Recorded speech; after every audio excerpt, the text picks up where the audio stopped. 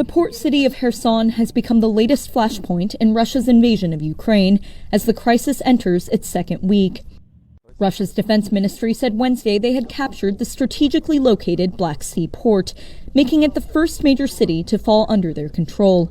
But just hours later, an advisor to Ukrainian President Volodymyr Zelensky said their troops were continuing to defend the city.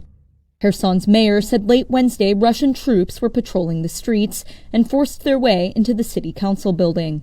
I'm on the subway now and it's terrible. How many kids are there? Meanwhile, in Ukraine's capital, Kiev, thousands of residents have continued sheltering in metro stations away from Russian missile and rocket attacks. Russia has so far failed to overthrow the Ukrainian government in Kiev, and Western governments say a miles-long armored Russian convoy en route to the capital has stalled for days. But thousands have been reported injured or dead, and nearly 1 million people have fled the country. Russia calls its actions in Ukraine a special operation that is not designed to occupy territory, but to destroy its neighbors' military capabilities and capture what it regards as dangerous nationalists.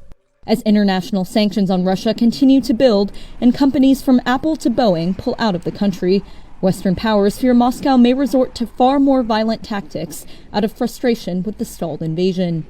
Pentagon spokesman John Kirby said Wednesday it would postpone a scheduled intercontinental ballistic missile test to de-escalate tensions after Russian leader Vladimir Putin announced it was putting its nuclear forces on high alert.